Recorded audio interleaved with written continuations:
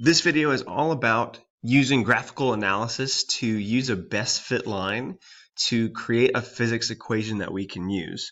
So obviously the first thing that we need is a solid set of data and a graph. So if you notice, I used a good chunk of the paper to create a nice big graph, and that's going to allow us more options when we actually have to draw our best fit line and to pick points out from there. So as far as my graph goes,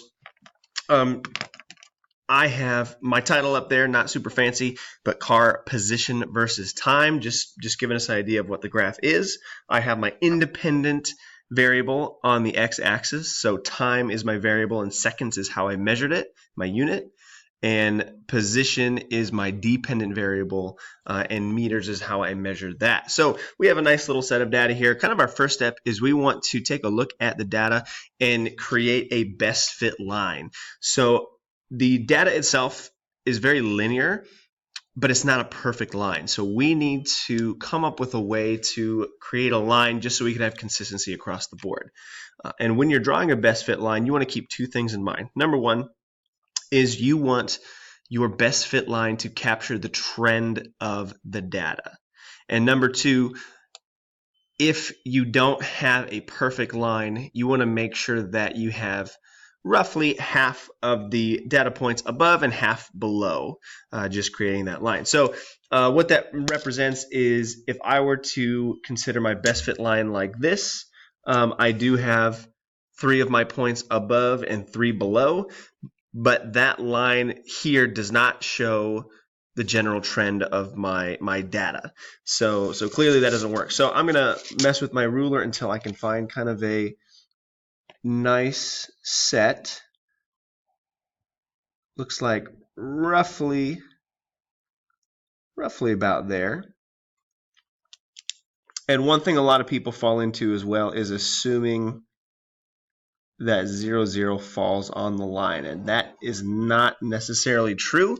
And we actually get a lot of really good information from a non-zero Y-intercept. So here's a rough approximation of what it could be. Notice I have 2 below, I have 2 above, and 2 kind of on the line. So it still gets a general gist of the trend.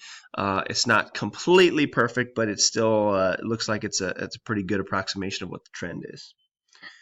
Okay, so now you've created your best fit line on your graph to get an idea of what that work is.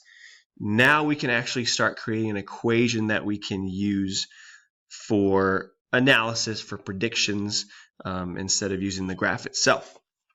So what I would recommend when you're doing this is we want to use the slope-intercept form. So we are always going to use our bare bones y equals mx plus b, so that our m is the slope of our line, the b is the y-intercept where it crosses, and then our y is the variable over here, and our x is the variable over here. So we are going to start crunching a few numbers to see if we can develop a nice little equation from there. So the first thing I'm going to do is I'm going to try to find my slope, what that m represents. So in my data, and this is very important, I am not going to select data points. What I'm going to do is I'm going to look for a couple of spots on my best fit line that are at an intersection, so I have to essentially guess less. So if I look through my data, I find a kind of goes through an intersection right there. That might be a good one to use. And let's find another one.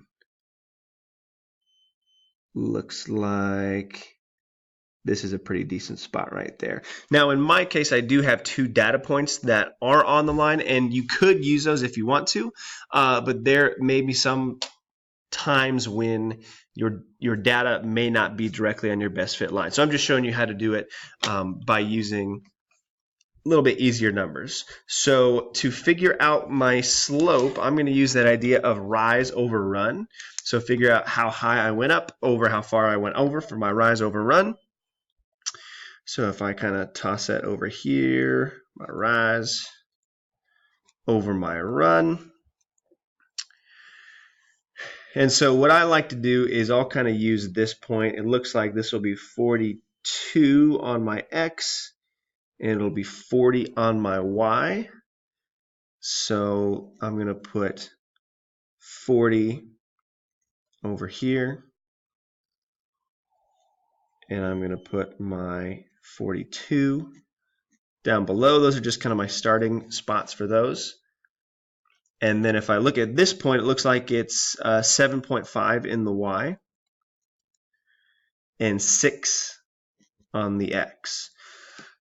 So essentially what I'm just doing there is I'm figuring out how high am I going in the y, which is that 40 minus the 7.5, and how far am I going on the x. So if I can crunch those numbers super quick, minus 7.5, so we have a rise of 32.5. And if you have another way of solving for that, by all means, go for it. So we are going up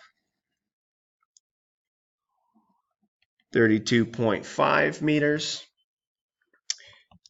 And we are going over 36 seconds.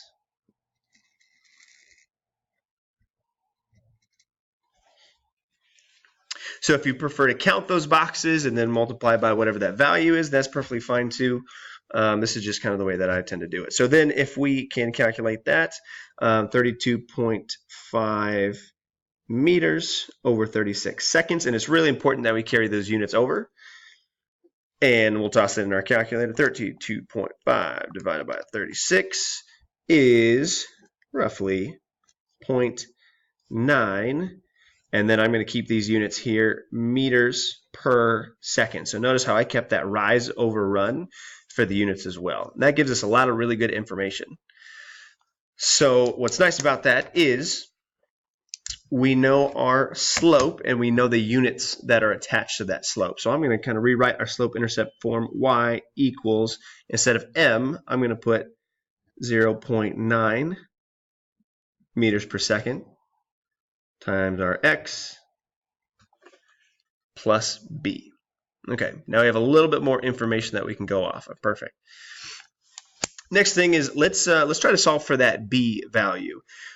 One thing that a lot of people run into is they just try to guess what that value is, but if we look really closely, we lose a lot of precision when we guess for that very specific value. So instead of guessing, what we can do is use the equation that we already created, and we can plug a couple values in there. We already have a couple points that we can use. So if I look at that point of 40 in the y and 42 in the x, I'm going to take those numbers, so my 40 in the y, I'm going to plug it in for my y value and take that 42 and plug it in for my x value. And that is to solve for what our intercept is.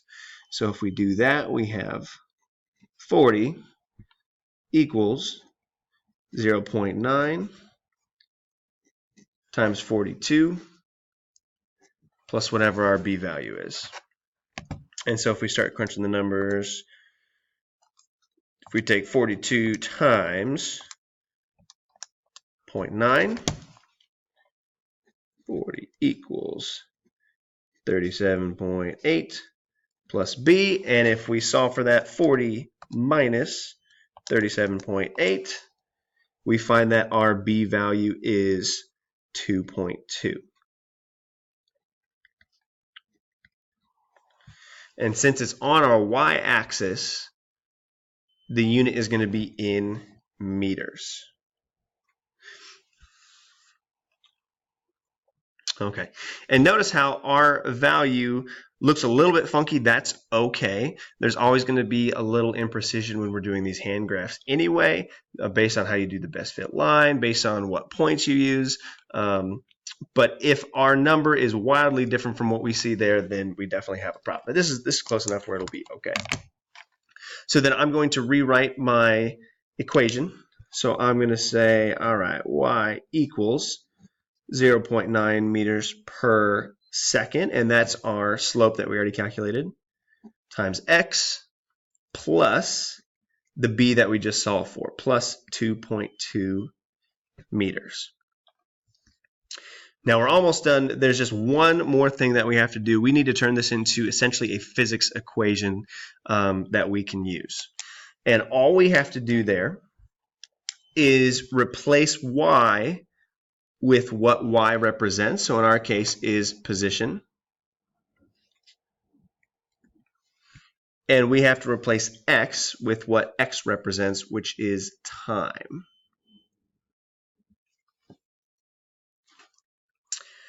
So essentially, our final equation should look like this. Instead of y, we're going to say position. I'm going to abbreviate that as P for right now, equals 0.9 meters per second times our x variable, which is time, times t, plus our y-intercept, 2.2 meters. So again, in recap, everything, all of these calculations that we do is based on that best fit line that we drew. We use the skeleton of the slope-intercept form to calculate the slope, to calculate the y-intercept, and to plug in x and y or replace those with physics variables. And that's essentially how we can derive tons of different physics equations and actually use those to predict various phenomena.